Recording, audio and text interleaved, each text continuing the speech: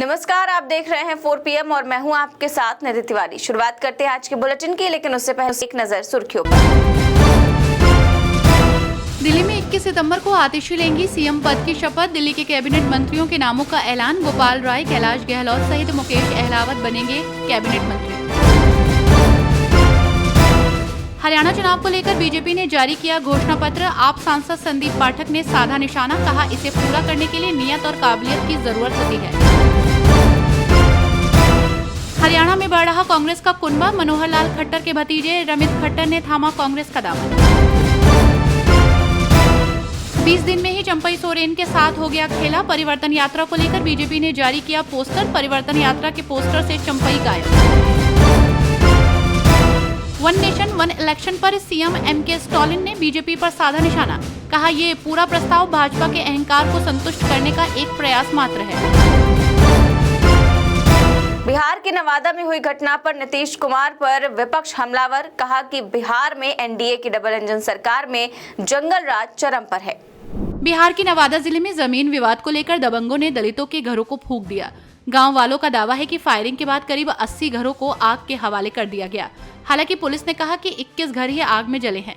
इसको लेकर अब सियासत गर्मा गई है।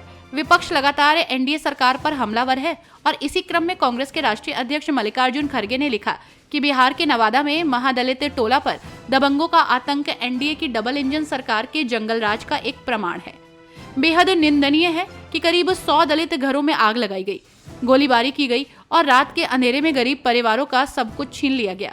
भाजपा और उसके सहयोगी दलों की दलितों वंचितों के प्रति घोर उदासीनता, आपराधिक उपेक्षा और असामाजिक तत्वों को बढ़ावा अब चरम पर है। प्रधानमंत्री मोदी जी हमेशा की तरह मौन हैं। नीतीश जी सत्ता के लोभ में बेफिक्र हैं और एनडीए की सहयोगी पार्टियों के मुंह में दही जम गया है। पूर्व मुख्यमंत्री और कांग्रेस नेता कमलनाथ ने बीजेपी और प्रधानमंत्री मोदी पर जमकर निशाना साधा। उन्होंने कहा कि बीजेपी और मोदी के पास राहुल की आलोचना करने की सिवाय और कुछ नहीं बचा। पिछले कई दिनों से लाइमलाइट से दूर चल रहे मध्य प्रदेश के पूर्व मुख्यमंत्री और कांग्रेस नेता कमलनाथ ने बीजेपी और प्रधानमंत्री नरेंद्र मोदी पर जमकर निशाना साधा। पूर्व सीएम ने कहा कि भाजपा और प्रधानमंत्री मोदी के पास कुछ बचा नहीं है। उनके पास सिर्फ राहुल गांधी की झूठी आलोचना करना बचा है। इस दौरान एक राष्ट्र एक चुनाव कराने के मुद्दे पर कांग्रेस नेता ने कहा कि अगर किसी सरकार का अविश्वास प्रस्ताव आ जाए और भंग करनी पड़े तो क्या करेंगे। पीएम को निशाने पर लेते हुए पूर्व मुख्यमंत्री ने कहा कि ये पीएम मोदी का एक और खिलौना है सबको उलझाने के लिए। दिल्ली की सत्ता संभालने को तैयार आतिशी 21 सितंबर को सीएम पद की शपथ लेंगी। सीएम के साथ कई विधायक भी मंत्री पद की शपथ लेंगे। केजरीवाल की गद्दी संभालने को तैयार आम आदमी पार्टी की नेता आतिशी 21 सितंबर को दिल्ली के मुख्यमंत्री पद की शपथ लेंगी। इसी के साथ अब ये चर्चा भी चरम पर है कि उनके साथ आम आदमी पार्टी के कौन कौन से विधायक मंत्री के रूप में शपथ लेंगे। कुछ महीने के बाद विधानसभा चुनाव होने की वजह से इस बात पर भी जोर दिया जा रहा है कि सभी वर्गों के लोगों को मंत्रिमंडल में प्रतिनिधित्व मिले। इस बीच सूत्रों के हवाले से ये बात सामने आ रही है कि दिल्ली में गोपाल राय, कैलाश गहलोत, सौरभ भारद्वाज और इमरान हुसैन आतिशी के सीएम बनने के साथ कैबिनेट मंत्री के रूप में शपथ ले सकते हैं। वहीं नए चेहरे के तौर पर मुकेश अहलावत मंत्री बनेंगे। कांग्रेस नेता पवन खेड़ा ने बीजेपी पर हमला बोलते हुए सवाल उठाए। कहा कि राहुल गांधी को जान से मारने की धमकी देने पर पीएम मोदी आखिर चुप क्यों हैं? कांग्रेस नेता पवन खेड़ा ने कहा कि बीजेपी के नेता राहुल गांधी को जान से मारने की धमकी दे रहे हैं, उस पर मोदी जी चुप क्यों हैं?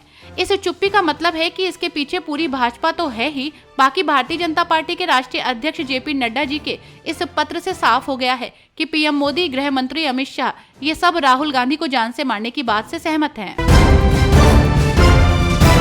कांग्रेस नेता सचिन पायलट ने 10 सालों में लोगों को उनके अधिकारों से वंचित करने के लिए भाजपा की जमकर आलोचना की।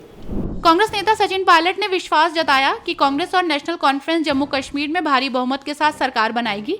उन्होंने 10 वर्षों में लोगों को उनके अधिकारों से वंचित रखने के लिए भी भाजपा की आलोचना की। उन्होंने कहा कि राजौरी विधानसभा क्षेत्र से हमारे उम्मीदवार इफ्तिकार अहमद हैं, तो वहीं पार्टी ने एक युवा को मौका दिया है। माहौल उनके पक्ष में है, लोग कांग्रेस और एनसी को पसंद कर रहे हैं और हम भारी बहुमत से सरकार बनाएंगे। पिछले 10 साल से बीजेपी केंद्र की सत्ता में है, उन्हें जवाब देना होगा कि उन्होंने जम्मू कश्मीर को क्या दिया है। 10 साल में उन्होंने लोगों को उनके अधिकारों से वंचित कर दिया।